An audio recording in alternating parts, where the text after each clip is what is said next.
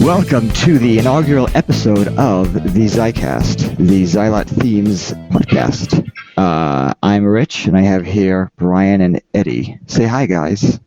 Hi. Hi, guys. Hello. All right, so just a little introduction. Xylot Themes is a website where we talk about entrance themes and other wrestling-related music, I guess.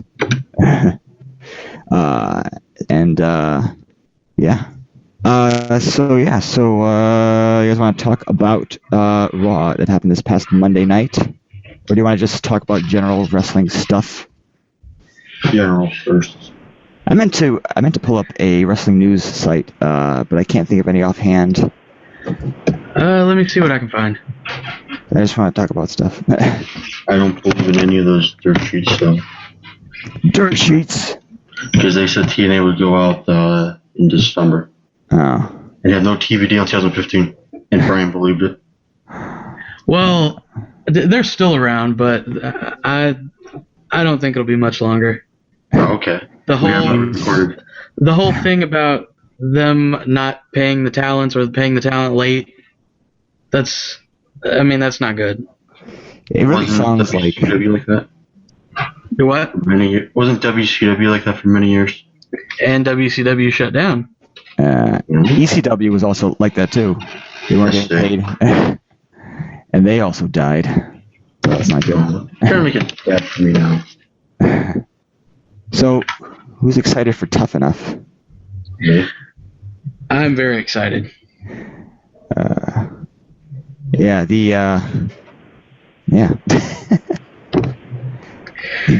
They added a new batch, I think earlier today, a new batch of submission videos on their official YouTube page. Nice. And one of them is the guy that I'm really hoping will get on and win, Michael Hayes, who used to be in OVW. Right. Oh, he was in WCW. Not the Freebird. The other killer. Not Michael P.S. Hayes. The good Michael Hayes. I probably shouldn't say that on the air, but the one that isn't a huge racist. Exactly. So yeah, have they announced who the trainers are going to be yet? I don't think they've announced anything yet, really, other than the date that it's going to be on TV. Yeah, all I've been seeing is speculation about it, nothing concrete yet. But the videos, the submissions look pretty good. I was thinking the other day, they announced, what is it, June 23rd? 23rd? Okay, so it's not going to be a live show. If it's going to be on June 23rd, like, they would have to film it a little sooner, meaning that they're going to have to start announcing the contestants pretty soon. Yeah, I wonder that, like, it's only like a month away and they're still accepting submissions. How's that going to work? Is it going to be live? Like, are we going to watch, like, the initial, like, 200 or so contestants live or something? Or are they going to do it like one day and then edit the video the next so it's one episode?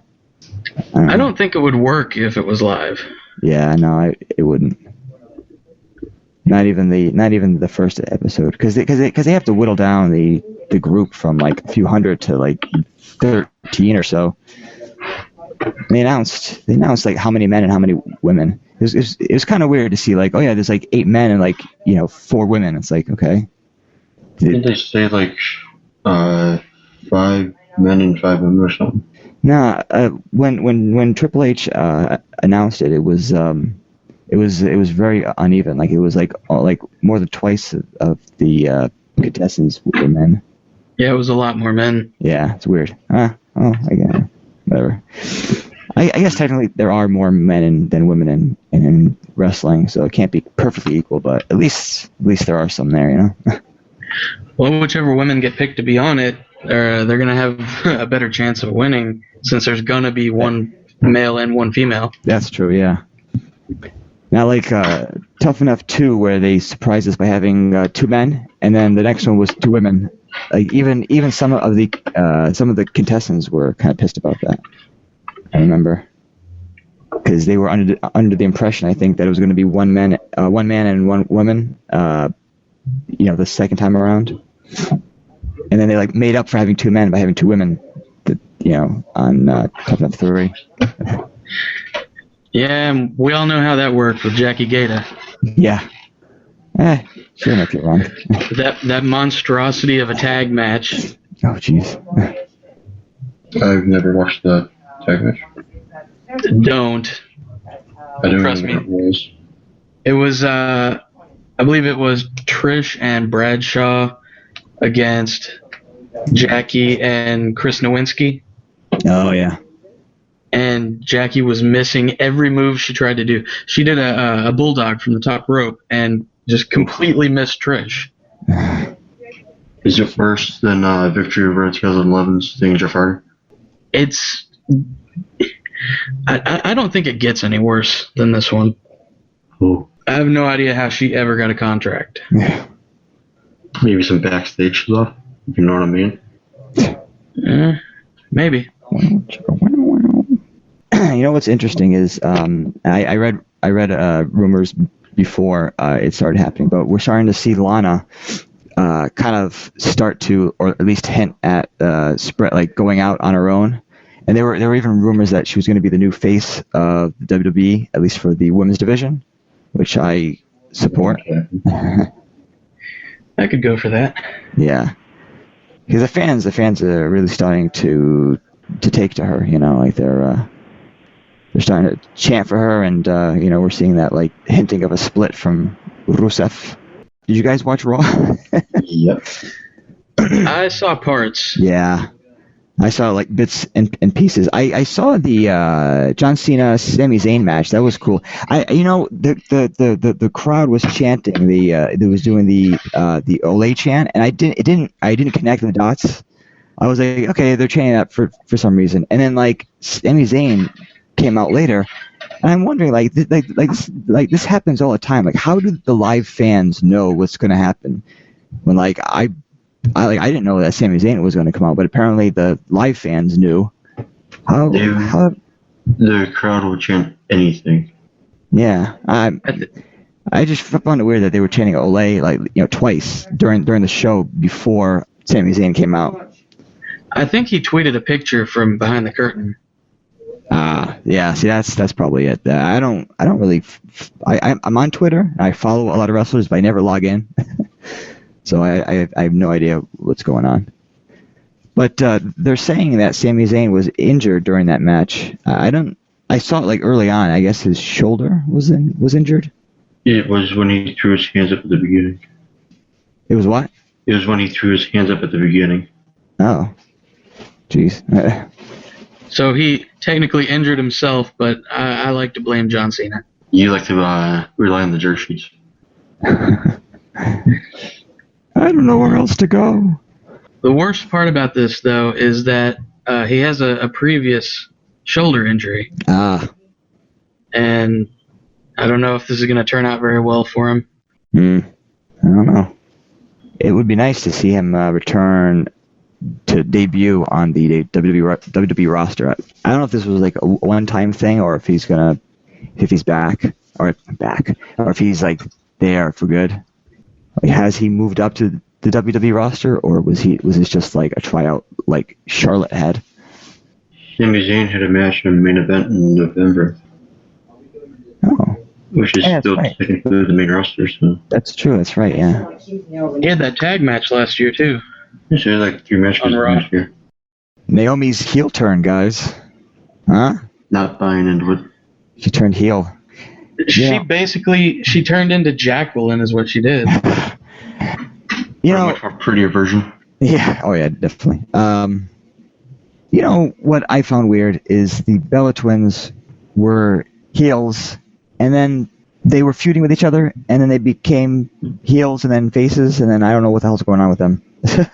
But I guess they needed like somebody to fill in the heel role, especially now that AJ's gone. AJ Lee, that is gone. She retired from WWE. And there's Paige, but Paige isn't really a heel. Is she? I have no idea. They're really flimsy with like who's a heel and who's a face. It's almost like at times it feels like they're all faces. So I'm just glad that Naomi's there to fill in that heel role, and Tamina's back too. Oh, I've been waiting for Tamina to come back. Yeah, looking mean as ever. The only problem is she going to be a bodyguard again, basically? What it seems like. Yeah, probably. I mean, unless they're like a tag team, which I doubt. It does look like she's returning in a bodyguard capacity, which I don't know. I mean, she does fill that role well, but she can wrestle too. I don't, they need to get her in there. She could be the like top heel diva. Oh yeah, but they're not going to give her that chance for whatever reason. It's weird. They don't want to get. I don't know. They don't want to let her run with it. I don't know. It's weird. Got to commit a lot of time to the Bellas. Yeah. I've never liked Tamina. Of course you don't. Yeah, I just never liked her. Yeah. I don't know. Absolutely never. So there was a Pat Patterson appreciation night after Raw. I guess so. I missed that. The WWE Network afterwards, like their Raw after show. I would think it was just exclusive for the arena. Oh. That's what I would think. Well, good for them. That stuff never happens when we go. All right, so back to the Raw discussion. Yes, Raw. Let's talk Raw. Let's talk Raw. So, the New Day. New Day? I was sure they were going to be nothing more than jobbers. And then they won the tag titles. Yeah. And then they defeated Randy Orton and Roman Reigns. Yes. And Eddie's loving it. Yeah. New Day. Clap to the beat. Clap to the beat. Come on. Clap to the beat, man. Woo! New Day. New Day. No? Oh, okay. You're the only one. New Day sucks. New Day sucks. I'll no longer rep Xylot. Oh, suck it up. Take it back. Suck it up, Buttercup. So this app called Hangout Toolbox, it's a credits section, and one of the developers looks kind of like you, Brian, like from the thumbnail. Yeah, if you open up the Hangout Toolbox, this guy Gerwin Sturm looks a lot like you. I don't know if you. Oh God, he does. And just like that, the Raw review is done. Sorry. Well, this Gerwin Sturm guy does look like me. Let me check it out. Jesus, that looks just like you. I have a better beard, though. Debatable. Weird. All right, Raw. New Day does kind of rock. I must admit. Because Big E pointed to the Xylot shirt at TLC. Whoa, really? Yeah, during their entrance, well, he pointed to my New Day sign, so he technically pointed at the shirt. Oh. And so technically they pointed, and I think it was Kofi in February that pointed too. So you have two wrestlers that pointed. It was so awesome when you were at the what is it called, the aisle where Roman Reigns came out. That was very cool. You could see the shirt clearly there. Both times when he came out in February for Raw, we had those same exact seats, and both times they cut away to a different angle and did a recap. And both times I repped Xylot as hard as I could. Nice. That's awesome. They probably know who we are. Yeah, right. We're on the radar. Eventually, you'll become one of those fans that everybody knows, like Brock Lesnar guy and Frank the Clown. Wrestling. I'll be the Xylot guy. Yeah, the Xylot guy. Yeah. Make it count on the spot. So apparently, while the New Day came out, Randy Orton was bobbing his head to the beat of their theme, and he actually clapped along with the crowd, chanting how much they suck. Why do people think they suck? I think it's mostly X-Pac heat. I don't know. I don't think they suck exactly. I don't think they're good together. I think they're better being solo. It could have also been that they were like super baby faces at first, and there was no like dark side to them. They were just clean, squeaky clean, which people don't really like these days. But then when who was it? It was Xavier Woods, I think, who was like, if we don't clap, we snap. I think it was. And I think that added a nice twist to their characters, where it's like they clap because if they don't, they go crazy. And maybe I would love them to turn heel, but not yet. Keep in mind the same thing happened to Rocky Maivia. Right, exactly. He got the the Rocky sucks chants, and then he went along with it, and they still chanted Rocky sucks, but kind of like in a yay or a heel way, not like you actually suck, like giving him heel heat, And that could be what the New Day gets eventually, is actual heel heat, and if they turn heel and embrace that might work for them. I think. I can't take them seriously. I can. Yeah, I don't know. They're growing on me, I guess. The New Day. I was a fan since their heel 2-day run in July. Yeah, I don't know. It's still kind of too early for me to judge them yet. I still gotta. They need more time. They've been attacking since Survivor Series. Yeah, I know, but it's only 6 months. I don't know. Maybe it is. Yeah, maybe it is enough to. Yeah. I don't know. But what I loved afterwards was Bret Hart's appearance. That was a very nice mark out moment. What a jobber he is. Bret Hart, who's this guy? Who is that guy? There was a legend that came out in that segment too. You're not talking about him. Why aren't you talking about Heath Slater? Come on, talk about him. Heath Slater, baby, and he came out to the 3MB theme, which was kind of awkward. No, MB lives. Awesome. It was awesome. They live. They're They're still 11 months after technically a their tag release. team. Yeah, right. Damn right. There's only one man left in the band, but there's still three man band in spirit. You're damn right. But yeah, so Bret Hart's appearance led to Heath Slater's appearance, Damn right. which led to Sami Zayn's appearance, which I loved. Which I represent Xylot too. Yes, I marked out. I admit, and I really hope that he comes back. I hope the injury isn't too bad. I hope he comes back and actually goes somewhere on the roster. Like, it took Cesaro a while to warm up to the fans, but what happened was he warmed up to the fans, and then just kind of they didn't do anything with him, and then they almost blamed him for it, which is absolutely ridiculous. And now he's doing well, in the tag team with Tyson Kidd. I think it's a great match. The chemistry is pretty good. Cesaro's yodeling from 2 years ago is real stupid.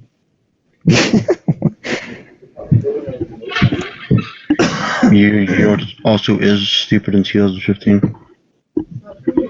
What? Fandango. Yeah, I thought his face turn would be better than it was. I don't know. It was kind of, I mean, the crowd at the time, like they gave it a huge pop, but it's just the reception now is just lukewarm. Like, he comes out to the old theme, and it's like, okay, whatever.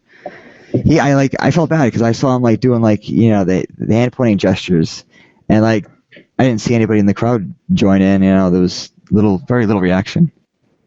I almost felt bad. 2 years ago, when it was the It thing. Oh yeah, I know. When we went to Raw 2 or 3 weeks after whatever it started, nobody really cared. Maybe 1,000, maybe 2 at that arena. Yeah. Not saying something then. They're retrying it.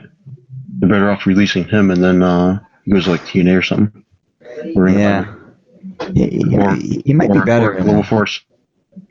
Or Juggalo Champion shit wrestling. No. Or NXT. Yeah.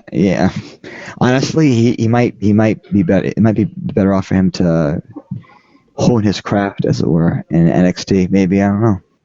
I mean, it's kind of gotten cliche to go back to NXT to revitalize your career. I don't know. I think too many people are are doing it. They're like sucking off the life force of NXT, you know? I don't know. I mean, like, Adam Rose did it. Like, he's back apparently on NXT, which is great. I mean, that's where he started, but it's almost like a step backwards. He flopped on the main roster. But, you know, he didn't have to. Like, for example, I had an idea for him. Like, and they even hinted at this, where he would be kind of like this cult leader, and he'd exert more control over the the Rosebuds, and just go from there. You know, like, it would have been great to see him kind of like slowly turn heel as this evil like cult leader. He'd have complete power over them mentally, and he would just mistreat them. You know what I mean? Like, something like that would have worked. Instead, they placed him with a fucking bunny. That gimmick went nowhere, and then he's gone. The fucking bunny. The bunny killed him. It was the bunny that killed him. I blame the bunny. Isn't this a PG show? Our show? Yeah. I don't know. It's whatever we want it to be. Whatever. It doesn't matter. It's online. You can do anything you want on the internet. So anyway, Ryback. Ryback is now apparently in a program with Bray Wyatt, which That's I don't know. It's kind of it's kind of random. Bray Wyatt is the kind of guy that if you put him in with somebody in an angle, it has to last more than a couple of weeks, and it has to be good. It has to be a good fit. His feud with John Cena, it could have gone places. He could have been the guy that turned John Cena heel if they would ever do that. I could have seen it go that way, but they had that match at WrestleMania 30 that just, I don't even like remember most of it. It was just like it ended. I mean, that was it. It was very anticlimactic, you know. What was the point of Bray losing at Mania but yet winning the next month? Yeah, it Because made of a kid in a bathrobe. And then he loses to Undertaker this past WrestleMania, and it's like, okay, what? That's it? Like, he called him out for what? For Undertaker to have one last match? Was that his last match? Is he going to return to WrestleMania 32 against, I don't know, Sting? Yeah, that's what everybody wants, but I don't know. Does he have any more matches left in him? I know that at WrestleMania. His contract is up soon. Oh, well, Quote unquote, supposedly. It could. I mean, he could even have like a legend contract. He makes the odd appearance, because I don't think he's. Taker won last year, so he still has a streak. They'll go one-on-one against Sting next year. They're both final matches no matter what. Then heavily build to that. 3 times harder than Rock and Cena. It's kind of sad to say, but I think the Undertaker's career is really done. I don't think he really has a lot left in him, and if he wants to, and he should really end his career with a bang, because I think so far his career is kind of like fizzled out. I don't know. It just seems very anticlimactic right now. I don't think there's really anything else left for him to accomplish. And you know what? I agree. I don't. He's kind of done like it all. Like he's wrestled Triple H, Shawn Michaels, CM Punk. He's wrestled Brock Lesnar. Which was stupid of him losing the winning the next year. Yeah, you know what? Looking back, I don't think the streak should have ended then. I think maybe he should have had like one more match, kind of like what he did with both Triple H and Shawn Michaels. One more match against Brock Lesnar, where Brock Lesnar finally beats him, like he overcome, like, you know what I mean? Like, but then again, we wouldn't have had the whole like the one behind the one and 21 and 1 and 1 and 1 the 1.5. We wouldn't have had all that gold Paul Heyman promos, you know. Paul Heyman either way is still gold. So yeah, I don't know, but I don't know.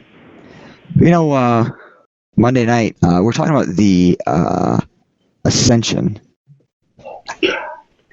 And their run has really fizzled out. Like, I don't know what happened to them. Their push just, I don't know what happened. Connor and Victor, what happened to them? They flopped like by Fastlane. I know. There are so many people right now who started out really hot with a big push, and they're nothing now. Like Fandango, debut match, beat Chris Jericho at WrestleMania, right? And look where he is now. Ugh. What? It's so weird. Their pushes just fizzle out. Does typically know what they're doing with their talent? I mean, on one hand, they can't all be winners, but on the other hand, Ascension was huge in NXT. They were good. You know, the fans loved them. They were, you know, I think they kind of killed their heat or their push by giving them the makeup, and I don't know, just bringing up comparisons to, you know, Legion of Doom and whatever else that they did. I think that kind of killed it too. And you know what, the commentators sometimes kill things too. Like they'll react like really sarcastically. Yeah. That pisses me off. It really does. When they I don't know, like their job should be to push people to, you know, promote them. Like, oh my god, you know, this guy's so great. They'll make fun of people sometimes, and it's like, dude, what? Like you're killing your own talent. What the hell? TNA does not do that. Yeah, no, that's true. That's one thing for them. They promote their talent. They push them. They, you know, make them look good. Yeah. They sell them. But sometimes Michael Cole, JBL, even Lawler, they will kill somebody's heat. Booker T doesn't do it. I like him for that reason. He seems into it. The others just kind of like, this is ridiculous. What is this? Oh, what is? I mean, sometimes it's good, right? A few weeks ago when they had that, you know, that the Russian guy come in instead of Lana, he obviously had a very fake Russian accent. He talked like this, and his accent was very fake, and you could tell. And the commentators were making fun of it, which was great. But they should do that for things that are obviously ridiculous like that, and not like talent that they're actually trying to get up there, you know? Exactly. And yeah, well, and it's true that TNA, they read from wait, what'd you say? Hold on. It's like cut I was here. saying that TNA, the announcers build up the talent in a proper way, unlike Michael Cole, Bradshaw, and Lawler, where they put them down, TNA puts them up. No, that's true. Pushes them to the moon. Yeah, and right, and you're saying that it's true that, you know, TNA commentators read from his script. WWE commentators are told sometimes what to say through their headset, but they do have an outline in front of them. You know, you always see them like reading down, you know, reading out their notes. But yeah, certain lines they're fed through their headsets. But I think the times when they're making fun of wrestlers, I don't think that's obviously not Vince talking through the headset or Triple H or anybody else. It's them just cracking on them, which, I mean, sometimes it's okay, other times it does not work. It's, I don't know. You know, sometimes they kill the heat of somebody. Well, we see what happens when they try to improvise. Booker T. Oh God, yeah, last week's Raw. You know, he did misspeak. It was kind of, because I mean, I heard it again and I listened to it a few times, and it was very out of place for him to make that comment to compare. Who was it? Shit, I just went blank. Neville. Yeah, right. To compare Neville to Owen Hart. I can see the comparison, but he's probably best to not mention somebody who died in the ring. You know, it's probably the best bet is to just say, you know, don't mention him. You know, and I can only imagine what Vince was screaming at him through the headset. Oh, damn it, don't mention him! What are you doing? Do you want to end up like Owen, huh? Sorry, that was bad. That was bad of me. Sorry. Damn it! I could end you, Booker. You came from nothing. You were nothing before I made you. Anyway, now you know what? It's good to have like an outline of all the matches and all the, you know, the segments that happened during Raw. And I think that's what we should do. Is just kind of like write down what happened, and that'll like jog our memories a little bit and go, okay, yeah, this happened. And we'll talk about it for a little bit, because I have a list right now of all the, you know, a rundown of Raw. And you know what? I have this outline from CagesideSeats.com. I don't know if you want to plug them or not. A grade of A, which I guess it was good. I don't know. I'd give it like a B plus. Yeah, it was probably about an A. Yeah. I mean, there was some boring parts as always, but I mean, it's Raw. Yeah. And I've been watching for the past 10 years, so anything can get boring real fast. True. Yeah. I've seen it 10 times already. Oh yeah. Yeah. But in TNA now, everything is still fresh consistently. Sure, they have heel stables each month or whatever, but yeah, I mean, they just keep that momentum going. Like the Beatdown Clan's been 5-6 months now, or if you want to count a year, and they are pushing them down your throats like they're dominant heel, which I like. Same thing with the Season 8, but that was getting overdone like September 2013.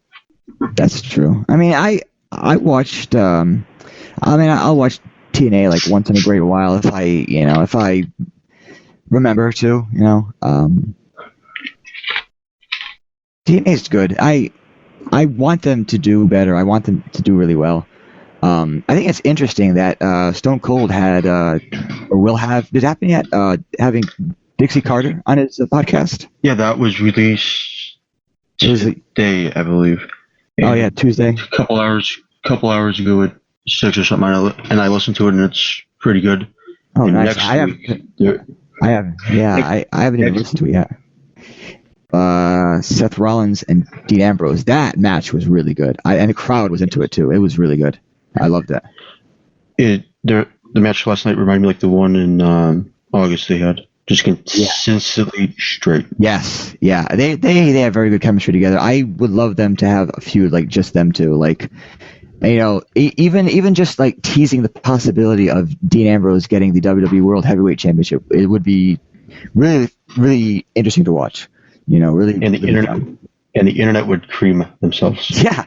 Oh yeah. I know I would. I would have to change my pants. We all would. And when EC3 wins TNA World title, just flat out right then and there. And I really don't mean spoilers, so. And Brian, don't tell me anything. Yeah, you don't have to worry about me spoiling anything with TNA. I do hope though he wins the title at Slammiversary. I want that to happen. I want it to happen because I've. All right, I'm gonna. I'm gonna start watching TNA now. Yeah, 2 weeks ago at AIW on the 24th, I got confirmation that I'm EC3's biggest fan. So Brian over here, can you completely suck it on that because I'm his biggest fan. I'm Rockstar Spud's biggest fan, and you can follow them on Twitter at Rockstar Spud and at the Real EC3. I hope I got that Twitter handle right. Don't you mean Derek Bateman? Plug. Who's Derek Bateman? Some jobber. Derek who lives in Derek went missing according to EC2 and don't interrupt me. Derek Bateman went missing. I got confirmation from EC2 and EC3 back in November, so Derek has gone completely missing. So you can suck that up, Brian. Go ask EC2 on Twitter. Who is EC2? EC2 is the father of EC3. EC1 is the father of EC2 and the grandfather of EC3. They all have Twitter handles. Old man EC1 here. Why these damn makes kids? sense. Ethan, get off! Ethan, what are you doing? Ethan, damn it! Get off my lawn, kids! So there you have it. There's what happened to Derek Bateman. He's gone missing for possibly 2 years now. So that will be ended right then and here on the first episode. Well, so now let's talk about EC3's Kirk. Yeah, don't talk about me one of the. Wait. Don't interrupt me when talking about EC3 here. Do not interrupt. I got something to say about him. Do not say it until I'm done. All right, go ahead. Okay. The direction for EC3, as I said in the Impact review earlier, EC3's current run is probably the best thing going with TNA, and EC3 for Champ 2015. There we go.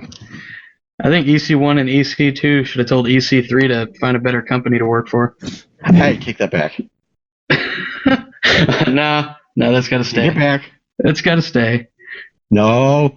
Cut that out. No, Richard, keep that in. I'm keeping Take it out. It's part of the chemistry of our show. It's staying. Yes. Sorry. We got to have a dynamic. Don't break kayfabe, guys. All right. Brian, who beat Sting? A lot of EC3. Who beat Sting? EC3. Suck on that. Everybody's beating Sting's last match. So take it back. Well, I would try to think of somebody that beat EC3, but I don't watch TNA. EC3 is undefeated in singles matches. Take it back. Matches. There you go. In singles matches. Yeah. Now technically, his loss were in an Ultimate X and a Gauntlet. So technically, he is still undefeated. So come at me. His first victim was Nora Burnham. Second was Dewey Barnes, bro, which we should get him for a guest. We should. You're damn right. I want Dewey. We'll have him talk about TNA. You're damn right, in a positive way. That's gonna be a lot of fun for me. Oh, it would. And how good I put him over back in July when I actually got to meet him. Because when he was leading us to meet the stars, I was putting him over completely. Like, this guy's a legend, bro. Everything. He used to tag partner with North Furnham, which we should also get North Furnham on the same episode. Can you get in contact with him? You will get in contact with them. Get them both on. Yes. You get them both on. Heck, you're the booker for this. I'll see what I can do. You send it to me right now. Dewey and Norv. I will. I'll try to get them on. But did you know who beat Sting? Yeah, EC3 beat Sting. There you go. Say it again. Say it again. EC3 beat Sting. Say it again. I'm gonna move on. Oh, come on. Speaking. You know who EC3 also beat? Bully Ray. Oh, Bully Ray's a nutsack. You know who EC3 also beat? Who?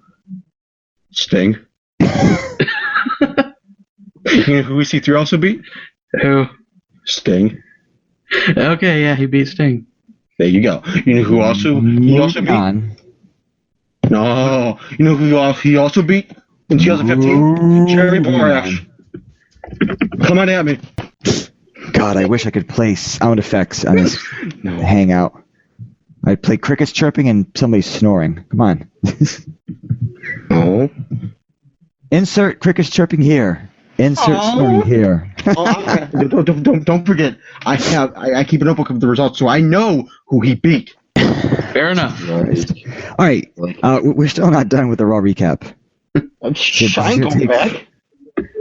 You going back? R-Truth. Oh, God. R-Truth versus Stardust. Nah. You know who EC3 beat? Stardust. Hurt? No. Oh. Stardust. No, and he beat Kurt and hurt Kurt again. He used to be tag partner. Come on at me. We're dropping facts over here, and Brian's getting all mad. You think I'm talking about DNA battle? Ooh, you see nothing yet. Just wait till we meet. Woo! Okay, so yeah. Seriously, you guys. Seriously. Just stop it. All right. I'm going to skip over R-Truth versus Stardust because it was really just spiders. Come on. I don't know. Is that his new gimmick now? Is he like Cody the Spider Rhodes, you know? Who's Stardust? Jake the Snake's, you know, dim-witted apprentice? Cody the Spider Rhodes. Look at the spiders. What a maneuver. He's another one of those guys that I can't take him seriously. Stardust? No. Yeah. You know who was there for his debut? What? EC3's biggest fan. I'm going to kill you. Oh, I'm come going to on. reach through the internet tubes and kill you. Come on. So, speaking of Stardust. Oh, was there for his debut? Well, speaking of Stardust, Kill you. I think this is a good time to mention that our guest in 2 weeks Yes. is his uncle Fred, Yes. who fans know as Tugboat, Typhoon, the Shockmaster. The Shock Master. He's going to shock the world. You know what? Who said that quote? Sting. Oh God! Don't. You maybe. Who beat him? Sid Vicious. Your mother. Hey. Triple H? EC3. Terrorizing.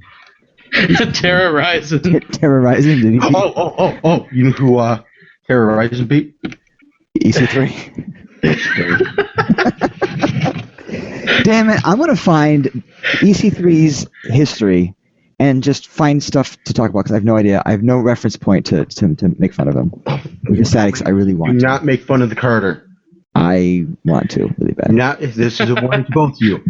Do not make fun of any Carter here on this show. I'm gonna do it. Don't. I'm gonna do it. Don't.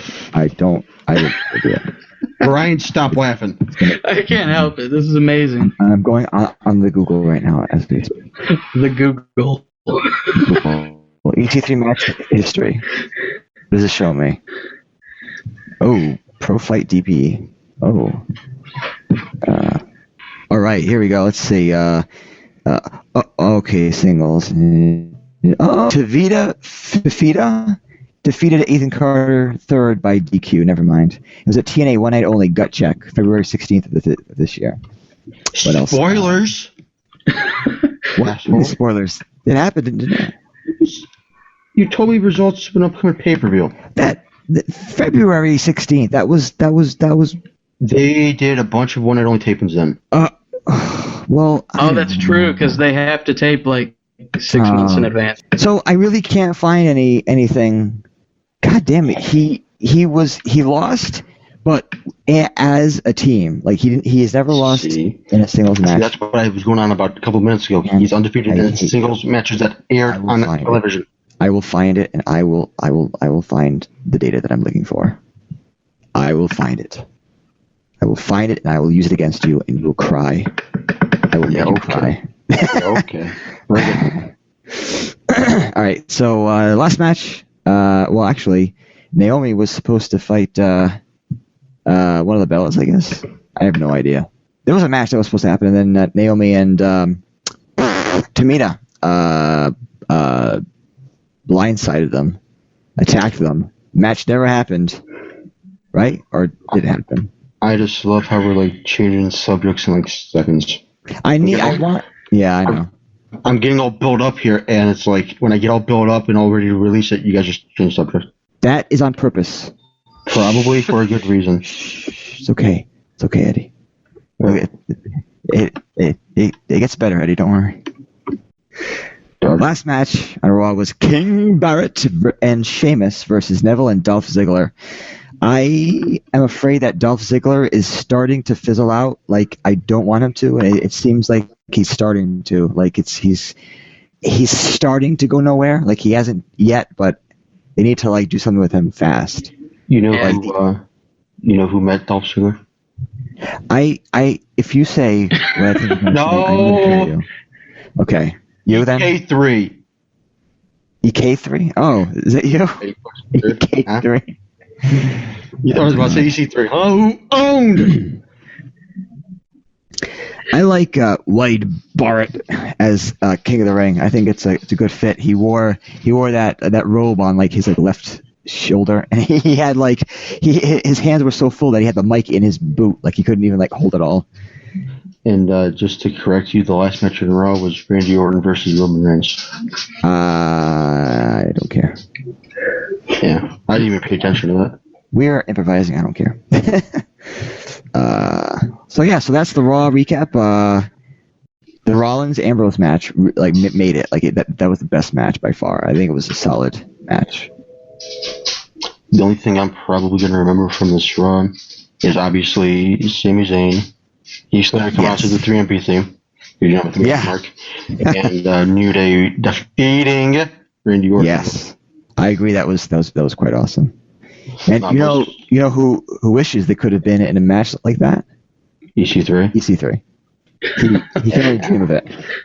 I mean, he had his chance, but that's true, he did. Derek Bateman. Who's there? I've already went on about Derek Bateman.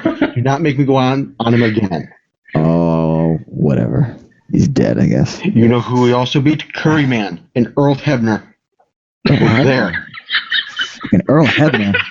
Brian. Earl Hebner. Stop it. That's impressive. Hey. I know, right? That's more than Sting's done in Diggy Boy. Oh, speaking of Sting, where did he go? He just kind of disappeared. Yeah, what happened with that? I now rumors say he's going back to TNA. No way. They can't afford Sting. There's no way that he would go back to TNA though. Hey, never say never. Just like you never thought EC3 would defeat Douglas Williams. But what happened? He did. So I'm looking on EC3's match history, and February 7th, 2014, he lost at a house show to James Storm. Counts. Nothing. When was that? February 7th, 2014. Now you see, man. 14. House shows mean nothing. Oh, the page that I am viewing only goes back to May of last year. Interesting. I'm on Pro Fight TV. Oh, wait a minute.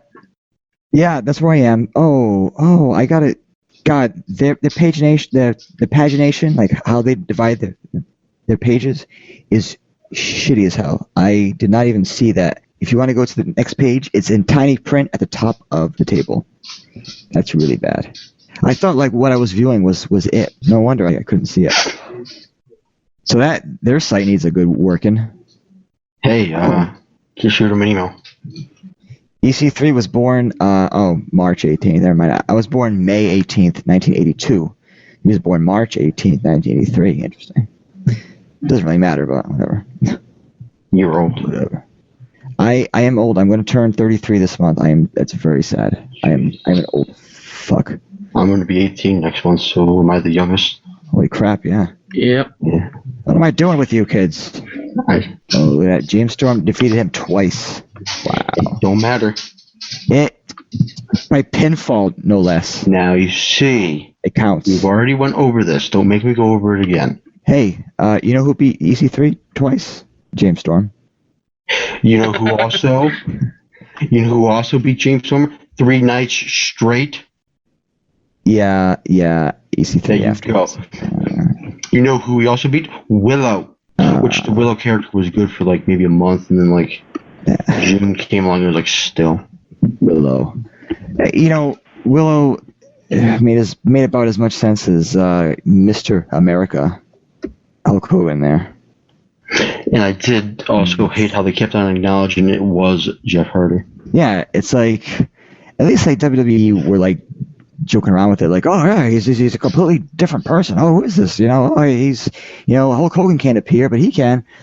And with this, it's like, oh yeah, no, that's Jeff Hardy under a mask. What are you doing, Jeff Hardy? Stop, Jeff Hardy, go home. You're drunk. Whoops, sorry. Too soon? Yes. I'm sorry. No, it's not a funny thing. Some people do need help.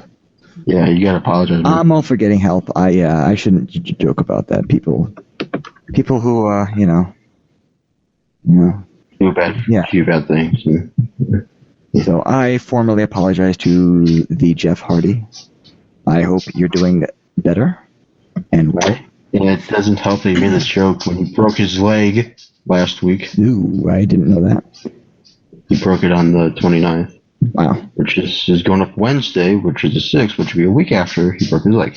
Oh, you know what we could do is like this day in wrestling history, or like this week in wrestling history. Yes.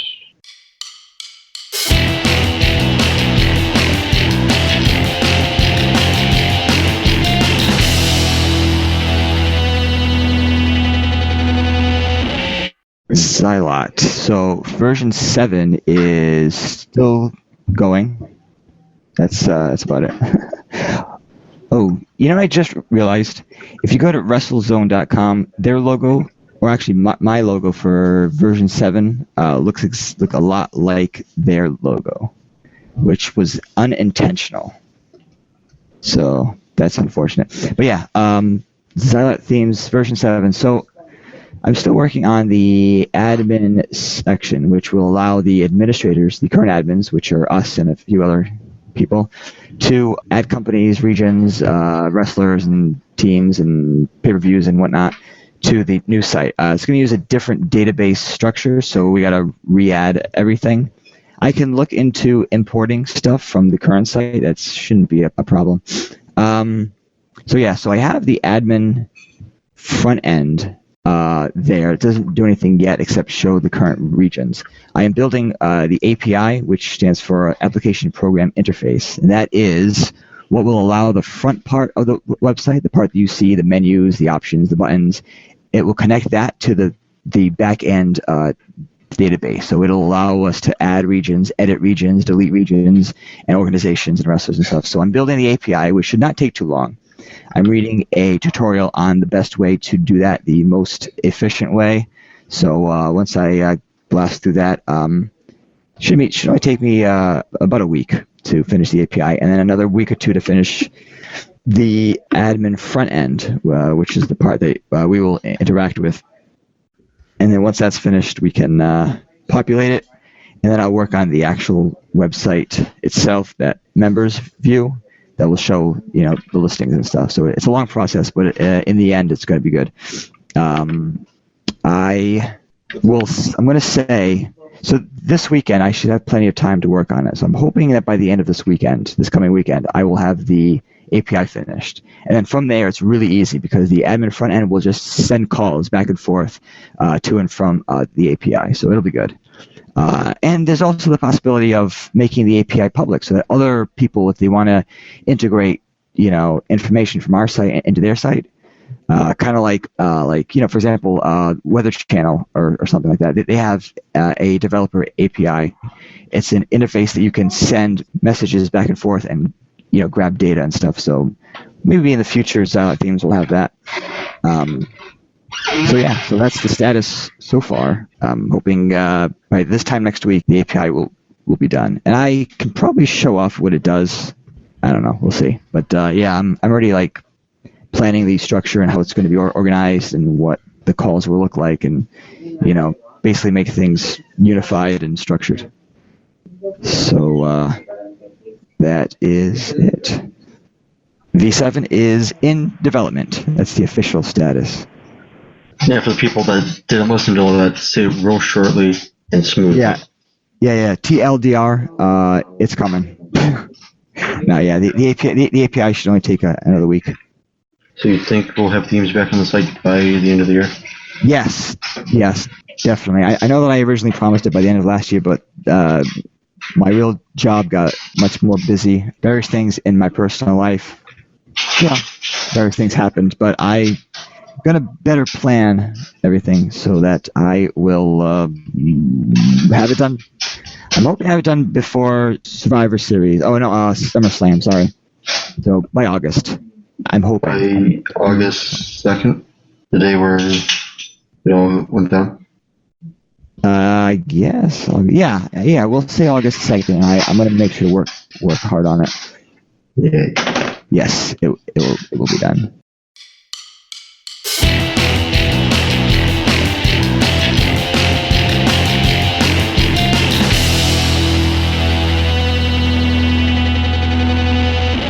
So here's the part of the show where Eddie talks about TNA. Eddie? Welcome to the very first ever Impact Wrestling review right here on the XyCast. Now, since we will be doing these shows bi-weekly, that means I'll be doing 2 Impact reviews every other Tuesday, or every other show. Impact Wrestling came from Orlando, Florida, Soundstage 20, Hardcore Justice 2015. The Hardys and Davey Richards defeated Abyss Kaioya, or however you say his name, and Manic in a 6-man street fight. That match was pretty decent, could be just a little better. Then we had Kenny King defeat Spud, Mandrews, and Tigre Uno to win the X Division Championship in the ladder match. As much as I like Kenny King, it's not his time to win it. Spud should have retained it to at least Slammiversary. Then that's when you have this 4-way, and then go from there. Then the next match, Taryn Terrell defeated Brooke to retain the Knockouts title. I do like the direction of the Dollhouse, but Taryn Terrell being in it is just way too random right now anyways. They should have had Marty and Jade be their own team for a little bit and then add her later on. In the next match, Drew Galloway defeated Low-Key in a pipe on a pole match. What else needs to be said about that? And then in the main event, Eric Young defeated Kurt Angle in a stretcher match. Alright, we've seen stretcher matches too many times, so that was overdone. And then we also had Mr. Anderson in EC3's segment for EC3 for Champ. I do like the direction EC3's been going in since he became a member of the roster at Battle for Glory 2013. EC3 and Mr. Anderson will be having a match this upcoming Friday night on Impact Wrestling, May 8th, live on Destination America, where you choose the stipulation. I've already voted. I ain't gonna see my vote. So with that being said, that was my quick Impact review. Next week, or next show actually, will be 2 times longer because it'll be 2 shows. And now we go right back into what we were talking about on the XyCast. All right, thanks, Eddie.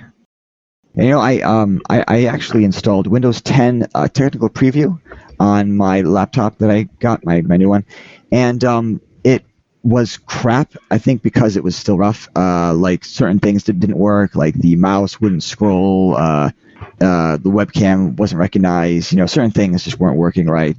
Programs were really lagging, and it was, I don't know, I I'm not going to judge it yet because it's still a technical preview, but it did look really nice. It took the best of Windows 7 and Windows 8 and combined them together in a very nice, easy to use interface. When you press start, you don't get that full page, Windows Phone menu. Now you get like a start menu that looks like it, but it's still like a separate thing inside of whatever you're looking at. It looks more like the original start menu and not a start page. It's actually pretty good. I like it. I might give it a shot in like a few months, see if they've improved at anything. But yeah, we'll see. And that was Windows 10 Talk with Richard. We can also talk about things like that. Like, it doesn't have to be only wrestling. We can talk about technical things or anything else in the news. Casual chat. I think it's legal to play like a few seconds of a song. I gotta look up the copyright laws on that, but I think it's legal to play like a couple of seconds, as long as it's not like the full thing or more than like 10 seconds. I know you can't. I know you physically can't sell it. Right. Yeah. All right. Well, if we get a cease and desist letter, then we know why. Yeah, if you address to you. Yeah. It'll say cease and desist. Please do both. Stop it, GTFO. I think it was Raw in February or TLC in December. A security guy was like staring right at my shirt. Which was the one. Oh. Yeah, I was so worried that he was just going to say something. He's trying to figure out, like, what is a Xylot and what are you doing? Exactly. What are your intentions? If anybody ever asks me what it, I would just tell them a theme information website. Yeah. Oh, it's just a website that I run. Don't worry. I mean, he probably noticed that it looks like the WWE logo and was like, is that a pirated shirt? Nope. Kind of, but no. If they ever say anything to me, I'll say something about the NWO logos everywhere. That's true. And you know what? I think I'm legally safe with the Xylot logo that I chose, the X that looks like the WWE logo. I think. Because I use the same, like, swish, like that red swish, but I turn it upside down. I don't know. We'll see. I haven't gotten into trouble for it yet, so we'll see. You've been found at, like, 5 WWE events in the Ring of Honor, so you're fine. Yeah. I've been spotted. It's been spotted enough. On DVD menus. DVD promos. Uber Conference, which is what we use to have guests call in. It only works on Google Hangouts, like the private calls, not on the Google Hangouts on air. The on air ones are the ones that Google automatically records, and you can have like an MP4 of it afterwards. But the private ones don't get recorded. So we have to use a separate laptop that listens in, it joins the call, but it's muted, and it records everything that it hears. So it's not the best setup, but technically it works. So it's very complex, but there are like limits. Like we can't play music. Like we can play it so that like it gets recorded, but we don't hear it, which is unfortunate. And we tried. Like there's an app for Google Hangouts that lets you collaborate on music, but I don't think it actually plays music.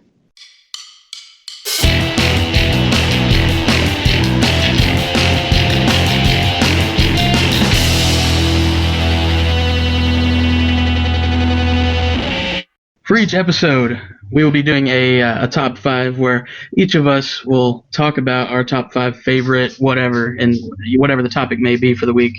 This week, we're going to discuss our top 5 favorite entrance themes, and I guess talk about why. So, I'm going to start. Yeah. All right. Do we want to do these in that order, or just top 5 in general? It's probably easier for now to just do like just any 5, I guess. All right, if you have like an absolute favorite that you can save for the end, whatever. All right. The first one that comes to mind, I thought it worked really well for who used it. Blood for Gangrel and the Brood. I was just going to say that, yeah. Yeah. That's always been one of my favorites. Yes. It's heavy, it's dark, yeah, and it worked well. Kind of the same thing with the Ministry of Darkness theme that Midian and Viscera used. I can't recall what the title of it is. I think we have it listed on the site as Little Bit of Tension. I'm not sure where the title came from, but I really like that. Another big one that was perfect, Real American. Yeah. Okay. That's a classic. And for my last two, I would say Sting's WCW theme. Yeah. Yeah. I was really, really hoping that he would use it when he came to WWE. Yeah. The new one is not bad, but it's nowhere near as good as his WCW theme. And finally, I would probably say the New World Order theme, Rock House. The porn theme. Number one is an obvious tie here between a quote-unquote troublemaker, because I'm not allowed to actually say his name, and Chief of Staff. Chief of Staff worked perfectly for Wrexler, but I dislike how they changed it to Calling London Town in that remix from October. Number two, Born This Way, that was for Crunch TLC, should I say more. Number three, Glorious, Slammiversary 2012. Just perfect timing for everything. And then number four, New Day. Number five, 3MB for obvious reasons. All right. Let's see. So one of my favorite themes is CM Punk's last WWE theme, Cult of Personality by Living Color. Yeah, I loved that they gave him that theme during his last run, and during the end of his run. Well, I mean, the last few years of his run in WCW. It fit him like really well, especially with the entrance video that they gave to him. It fit him really well, and it's just an overall great song. One of my favorites. WCW. What? You said WCW. Did I? Yes. I believe his WCW name was Punk. WCW. You remember when CM Punk was at WCW? Oh, speaking of which, one of my favorite themes from WCW is the NWO theme. I agree with Brian there. That's one of the best. Even if it's a third-party production track, it's part of the history of the NWO. It when you think of the NWO, you think of Black and White. You think of Hogan, Hall and Nash. You also think of the entrance theme, because that's the theme that they've always used, and it's perfect. It's just, it really matches the whole personality around the New World Order. Rock House is one of the best. Another theme that I've always liked is Brian Pillman. Take a Pill. Was that the one that was featured in the WWE game a while back? I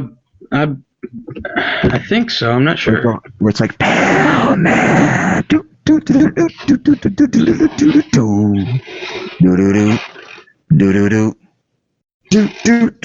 Yes, that is Take a Pill. All right, Take a Pill. I didn't know that was the title until like just now. I love that theme. I have always loved it. That was one of the very first themes that I actually collected when I started back in like 2001, 2002. Like that was one of the first that I like found, and I like stumbled upon the real audio crappy recording of it. Yeah, and I've always loved that theme. Another favorite, I would have to say, Randy Orton's Voices theme.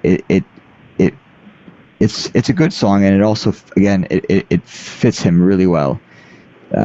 He plays up his character as like not literally like hearing voices, but he's that kind of person. He's a few steps away from hearing voices counseling him, How many was that so far? I'm not even like counting. I think I've done 3. Wait, Punk, NWO. Oh, This. Pillman and All right, so one more. Say a TNA one. TNA. Gold medal. That song is amazing. And it's just I love it. I really love it. I could listen to that like over and over again. But I also have to give a honorable mention to Christian Cage's TNA theme. Takeover, that's it, yes. And another honorable mention, I meant to add this in, Mickey James's first TNA theme, Hardcore Country. I actually like that song. Oh, I hated that one. Yeah, I don't know. I like it. I don't know. Whatever. Hardcore Country! Darn it. Backwoods or uptown? Hardcore Country!